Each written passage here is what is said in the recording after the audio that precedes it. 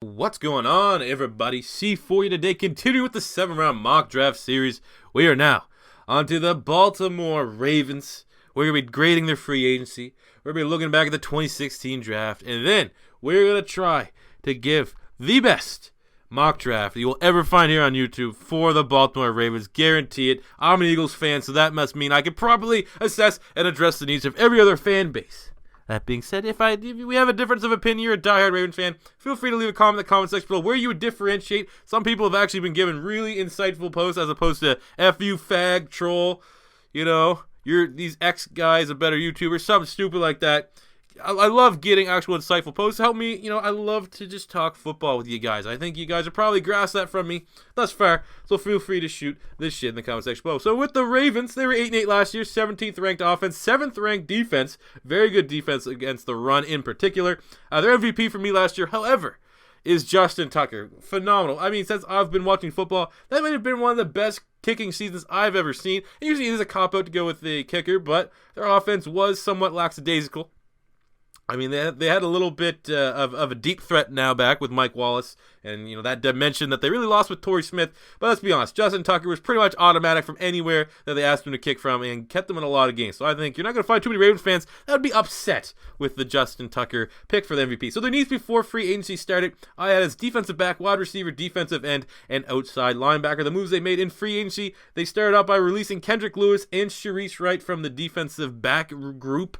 That freed up almost $5 million in cap. I'm giving that A. Both those guys were pretty much depth players at best. I mean, Sharice Wright never really lived up to the form when he was pretty solid with the San Diego Chargers back in the day. They released Elvis Dumervil, which freed up $6 million in cap. I'm giving that a B. I think Dumervil still could be a little bit productive, but he's hitting that age where things start to slow down. Things don't start to work as good as they used to. If you don't use it, you lose it. That's a dick joke, but $6 million in cap, that's certainly a better move there. They released Ladarius Webb, which freed up $5.5 million. Kind of surprised with this one, but it makes sense with the Tony Jefferson pickup, which we will talk about in a second. So releasing Webb, B-. Maybe if you can re-sign him back, if no one else really inquires and tries to sign him, I think that could be a solid move to bring him back and have him some depth. They traded with the 49ers. They swapped 6-round picks and sent Jeremy Zuttah there. Kind of surprised that Zuttah is one of the better centers in the NFL, in my honest opinion. And, it looks like on their depth chart here on Our Lads, which is what I use usually for reference for depth chart, they have John Urschel, who was playing a little bit of a guard. He's a genius. Now slated to be their starting center. I don't know if that's actually what their plans are. But I don't know. I thought Jeremy Zuttah was solid, but maybe trying to move some cap off the books. In terms of signings, they re-signed Brandon Williams to a 5-year, $54 million deal. He's a really good defensive tackle and was a big part of their phenomenal run defense last year at the nose tackle spot, giving that a B. They picked up Mike Wallace's option for 2017, which is $8 million, giving that a B+. He was their best wide receiver last year, and on the roster right now, unless Brashad Perriman can really take the next step, which he might be able to. He may still have some untapped potential, even though you have the worst offensive coordinator in the league, in my honest biased opinion. Mike Wallace was phenomenal for them last year, so I'm giving that a B+. They signed Brandon Carr on a 1-year deal. I think that's more of a Band-Aid than anything, but he's currently listed as one of their starters after Jimmy Smith. I really, obviously he's got to start because Tavon Young's not an outside guy, but I think Jimmy Smith and Tavon Young are still the two more talented corners. But Carr, he was pretty good for Dallas last year. His whole career with Dallas has not been great, but last year he was somewhat serviceable. They signed Danny Woodhead on a 3-year, $8.8 million deal, giving that a B+, especially with the suspension that came out for Kenneth Dixon. I really do like and think Kenneth Dixon can be a starter in the NFL, but, 4-game suspension, gross. And then the best signing, they signed Tony Jefferson on a 4-year, $36 million deal. I'm giving that an A+. One of the very few A+ that I'm giving out for any free agency grade.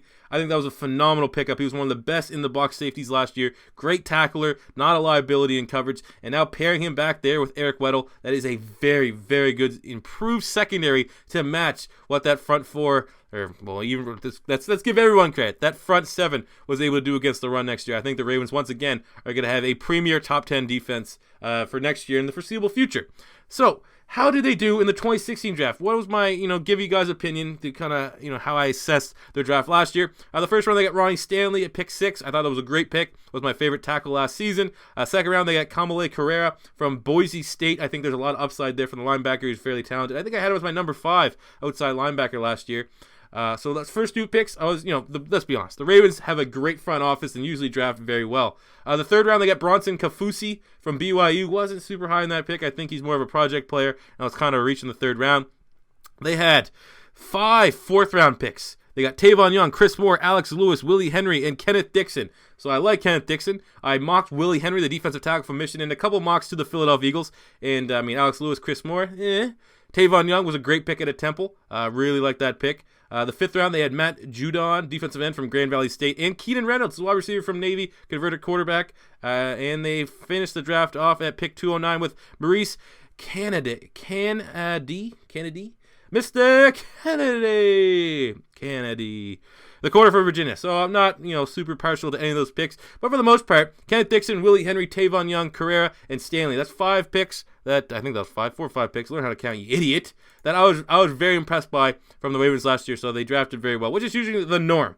So can they do that? Can I do better for this year? Let's jump right into the 7th-round mock for the Baltimore Ravens. All right, so with pick 16 in the first round, I have them starting on the defensive side of the ball. Very surprising, you may say to yourself, but they can continue. Let's be honest. The Ravens, they're defense first every year. So I have them selecting Malik McDowell, the defensive end from Michigan State, 6'6", 295 pounds, would be a defensive end in this scheme. Right now, their starting defensive end is, a comparison of Timmy Jernigan and Brent Urban. So I started to think a guy like Malik McDowell in the first round would come in and compete for a starting gig right away. Incredibly lengthy, had a very good combine, all things considered. I think the off-the-field interview process raised a couple of awareness where he said he was basically tough to coach at Michigan State and he wanted to play safety, but a 4.85 40, 23 reps on the bench press with those big long arms. Very good. NFL comparison is Ziggy Ansah. So I think Ziggy Ansah, obviously the pro comparison, you got to take that with a grain of salt, but he can come in and be an immediate upgrade on a very good defensive front already. I know they are somewhat flexible. They usually have a more, I'm not going to say gimmicky, but they do swap between 4-3, 3-4 with defensive tackles, having nose tackles, just constant shuffling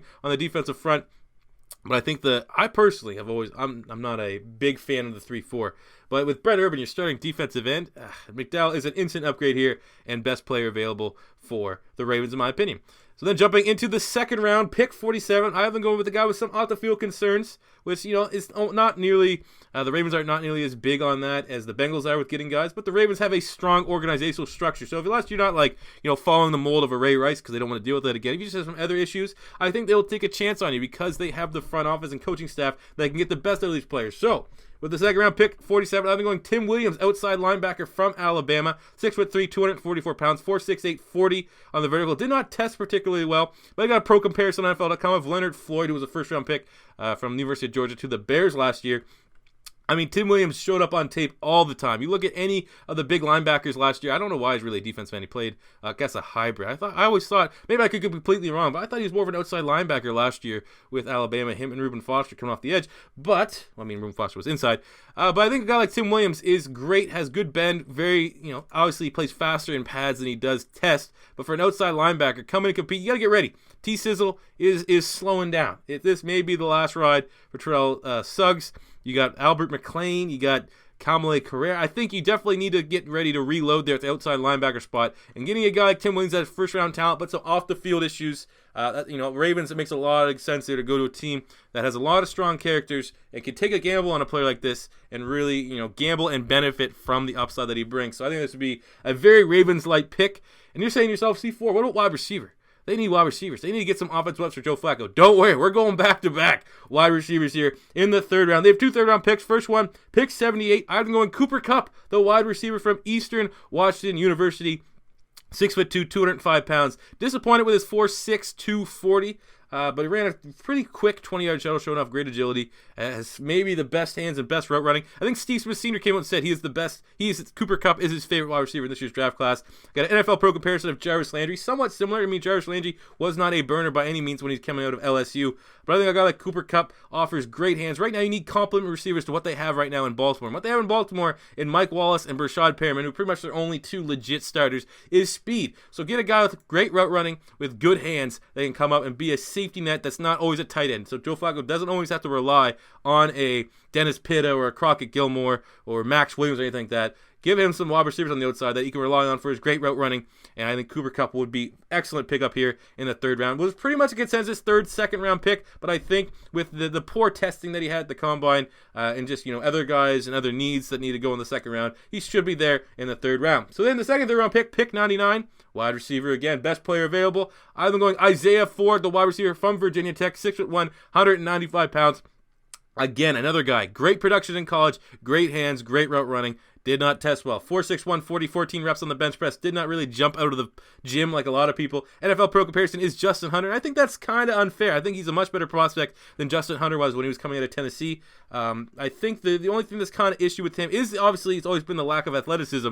But again, another guy with great hands, great route running. That's a compliment to what you have there. I think having Mike Wallace, Brashad Perriman, Isaiah Ford, and Cooper Kupp, 4 weapons, you could truly find out if Joe Flacco is elite. To go with the great stable of tight ends they currently have there in Baltimore, Marty Mornhinweg will be able, as much as I like to shit on Marty Mornhinweg from his terrible time here in Philadelphia with Andy Reid, he is creative and can find good ways to get players like this the ball, and more so put them out there as decoys. Then you can use Brashad Perriman on gimmicky plays, because you all know Marty Mornhinweg likes his gimmicky plays on the offensive side of the ball. But back going double dipping at wide receivers in the third round, that is excellent value. I think if the draft class was a little bit weaker, these guys might hear their name in the second round, almost a lock, because there's so much depth in this year's draft class. Getting them in the third round, 2 big-time wide receivers for Joe Flacco. Because, Mike Wallace is not a long-term option. Let's be completely honest. Right now, Brashad Perriman is what you're hoping, looking at their current stable of wide receivers, is the future. Mike Wallace, it's not a Band-Aid, but, he's, what is he, almost 30? He's a speed guy. We all know what happens. Father Time hits you. They kind of cut your legs out from underneath you. And a guy that predominantly relies on his speed, it just goes away. So I definitely think double dipping on wide receivers, especially when there are 2 great wide receivers like this, would be a good idea for the Ravens. Jumping to the 4th round pick, 122, I have them going center, John Toth from the University of Kentucky. Very solid center, 6'5", 310 pounds, 5'5", 140, 21 reps on the bench press. Was constantly getting awards in the SEC, going up against guys that you're going to see in the NFL, has incredible experience, and would be good, traits to be eventual starter, but come in and compete for the starting center gig. Like I said, I don't know necessarily if John Urschel is going to be the starting center, but as it stands right now, the true natural centers on the team are Ryan Jensen and Matt Skura. Who the hell are those guys? I kind of heard of Ryan Jensen, never heard of the other dude. So I think getting a guy like Toth, who's debatably like the third, fourth best center in this year's draft class, but you don't get that in the 4th round, a guy that can compete is a Ravens pick. Ravens constantly find guys in the 3rd, 4th, and 5th round that can start and end up being eventual starters on their team. I think Toth could be that for them at the center position, especially with Jeremy Zuda moving on to the 49ers. Jumping into the 5th round, pick 159. We have not forgotten about the secondary. Just because they got Brandon Carr does not mean they can't address the defensive back situation. They have a Band-Aid back there, but you got to start getting some guys that are potential prospects. So we're finishing up the draft here with back-to-back cornerbacks. One guy, I think both of these guys should be considered prospects, but at pick 159, I'm going Marquez White from Florida State, 6 feet tall, 195 pounds. Fairly athletic, didn't test as well as people thought. 4.59 40, 36-inch vertical. But he's the kind of guy that is finesse, started a little bit. But I think, he had a little bit of a down year in 2016. 2015 was much better for him than 2016. But a guy that has some technique issues, throw him in as a depth. Let him learn, come in as like a 4th, 5th corner, especially in the 5th round. You're not expecting anything great, but just some guy with some upside that certainly will make a 53-man roster and continue to add some depth and see what sticks, see what Dean Pease can work with these secondary players, see what they can do in the 5th round. I think White, obviously DBU, some people, if you ask, for Florida State, I'd jump on him here in the 5th round. He's my highest available corner. And then finishing out in the 6th round, pick 186, another corner. This guy here, just athletic monster, pretty much can play anywhere. He's a project though through and through. Maybe a candidate for practice squad, but I think some team's going to gamble on his athleticism, his height, weight, speeds off the charts.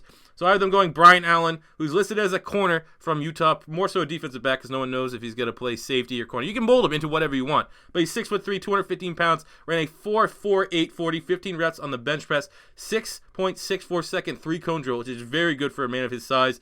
But he's green. He's greener than a fucking field of grass. So he's the kind of guy I do think he may end up on a depth check or on a practice squad. But you never know with the Ravens. They are very good. There's plenty of players you can learn from. Be it, especially if you consider him a safety, you get Eric Weddle. You get one of the best veteran safeties in the NFL that you can learn a thing or two from. If not, Brandon Carr's up there in age. Jimmy Smith has been doing his thing since 2011. There is some experience back there on that secondary. So it would be one of the better, more favorable situations for a corner that clearly needs to develop and add some technique to really go along and help emphasize and really let his athleticism show. There's a lot of guys there, a lot of experience in that locker room for him to learn from for the Ravens. So there you go, guys. That is my 7-round mock draft. Can you do it better? Let me know in the comment section below if you do agree or disagree with any of my picks. If this is your first time stopping by, feel free to hit the subscribe button, share the video on Twitter to your Ravens fans. Let them know that C4 has the biggest and best mock drafts. The only place you guys need to go to find mock drafts here on YouTube. But thank you guys for watching. Smash the like button if you enjoyed. 100 likes for tomorrow's video, which is the Redskins. And until next time, C4 saying peace out.